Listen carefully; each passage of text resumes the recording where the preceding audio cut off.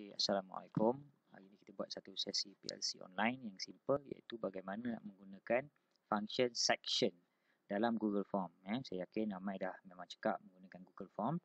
Cuma ada satu function yang membolehkan kita menentukan pilihan yang perlu dipilih oleh murid-murid. Okey, yang pertama kita buat pertama isi soalan lah kan. Sama ada kita nak isi description ke apa tu pulang lah.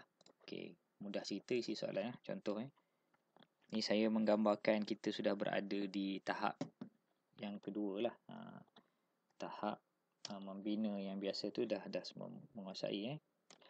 Okey, contohnya pilih kelas. Okey, murid ni dia perlu pilih kelas dulu. 6 SLA, 6 SFA dan 6 SMU. Okey, 3 kelas. Kita ambil contoh lah. Okey, ni drop down. Bolehlah, tak ada masalah. Okey, ni kita required lah. Okey, seterusnya kita nak apabila murid klik kelas 6 SLA ni, dia akan pergi kepada kelas 6 SLA saja. Dia tak akan pergi ke kelas-kelas yang lain. Okey, cara dia macam mana? Di sini bawah ni dia ada tulis add section. Okey, kita add section 1. Okey, kita pun tulis 6 SLA. Okey, di bawah 6 SLA ni barulah kita isi nama murid yang kita nak mereka pilih. Okey, ambil drop down lah. Bila nama terlalu banyak, kita pakai drop down supaya tak penuh kita punya tu kan. Okey, pilih nama. Jadi yang pertama tadi pilih kelas. Okey, pilih nama. Okey, nama kita ambil lah. Okey, ambil kat sini contohnya. Okey, nama ni dia boleh copy paste je. Okey, kita paste dekat sini. Okey, dia akan masuk semua nama kelas, nama murid dalam kelas tu. Okey, jadi ni pun kita ambil required lah. Okey, seterusnya bila dia dah pilih 6 SLA, kelas yang seterusnya ambil section lagi, tambah section lagi 6 SFA. Isi lagi soalan. Juga some drop down jugalah. Okey, kita ambil kelas yang kedua pula. Okey, katakan kita ambil sini. Copy. Ni control V. Okey, masuklah 6 SFA. Pilih nama. Macam biasa, ni pun kita required juga. Okey, tambah satu lagi. 6 SMU. Okey, tambah soalan dan juga kita isilah nama murid kelas tersebut. Okey, required. Okey, setelah selesai 3 ni, kita nak murid sebut apa? Okey, kita nak terus masuk kepada soalan. Maka kita isi satu lagi ni, add section. Okey, soalan peperiksaan contohnya. Okey. Ataupun soalan bolehlah soalan peperiksaan. Kita mulalah dengan soalan peperiksaan. Okey, teruslah kita tambah soalan pertama 1. Okey, apa soalannya kan? 2 dan seterusnya lah. Okey, ni more required lah. Okey. Lepas habis soalan ni, mestilah murid akan submit lah. Okey, soalan peperiksaan. Dan isilah soalan ni sampai 50 soalan kalau kita nak buat. Okey, dah tak jadi masalah. Okey. Jawab semua soalan. Okey, mesti jawab lah kalau kita buat required tu, mesti murid tak boleh tinggal lah. Okey. Okey, sekarang ni macam mana kita nak buat ya? Okey. Dekat sini bawah ni nampak ni, dia ada tulis continue to next section. Okey, kalau ini yang biasa punya, yang biasa.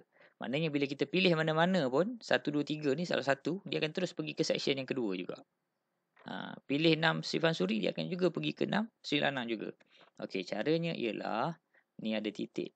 Kita klik sini kan. Ni ada titik 3 bawah ni. Klik titik 3 ni. Kita tak nak pergi ke next section. Kita nak pergi ke section yang kita tentukan. So, go to section based on answer. Pergi ke section ikut jawapan kita. Klik ni. Okey, 6 SLA. Kita nak pergi ke mana?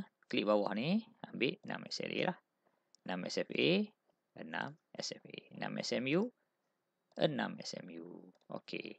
Jadi sekarang ni bila kita klik 6 Sri Lanang, dia akan pergi ke 6 Sri Lanang. Okey. Selepas daripada 6 si lanang ni, kalau dia jawab, dia akan pergi ke next section. Dia akan pergi ke 6 Sifan Suri. Kita tak mahu dia pergi ke 6 Sifan Suri. Kita nak dia terus pergi kepada soalan. Jadi, di bawah ini, kita klik, pergi kepada soalan peperiksaan. Kalau kita nak dia submit form. Kalau katakan tak ada soalan peperiksaan. Kita nak tahu kelas dan nama dia sahaja. Kita terus selepas kelas 6 si lanang tu, kita submit form. Dan juga begitu kelas-kelas yang lain. Tapi sekarang ni kita nak pergi ke soalan peperiksaan. Klik sinilah. Okey. 6 SFA. Juga ke soalan peperiksaan. 6 SMU juga ke soalan peperiksaan. Okey. Soalan peperiksaan ni nak pergi ke mana? Dia tak minta tanya dah bawah ni. Sebab ini yang last. Jadi nak tak nak, lepas soalan ni dia akan terus pergi kepada submit form. Okey. Terus kepada submit form. Selesai. Okey. Kita pun boleh test lah. Okey, kita copy lah. Okey. Copy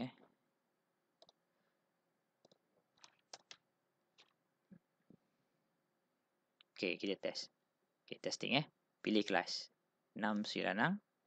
Kita akan tekan next. Okey, pilih nama. Okey, ini hanya nama murid kelas 6 si lanang saja. Pilih. Next. Dia terus pergi kepada soalan peperiksaan. Ini berjaya lah dah. Okey. Kita back semula. Try 6 Sifan Suri pula. Tengok. Next. Okey, nama 6 Sifan Suri dah. Next. Soalan peperiksaan. Okey, dan begitulah seterusnya menggunakan maklumat yang kita tambah hari ini ialah inilah bendanya. Function ni. Add section. Lepas tu yang bawah ni. Nak pergi ke mana? Selepas daripada menjawab soalan. Lepas tu pilihan dekat sini. Ni yang titik 3 ni. Go to section based on answers. So ada 3 benda je sebenarnya yang kita tambah hari ni. 1, 2 dan 3. Okey, itu saja PLC online kita pada kali ini. Assalamualaikum.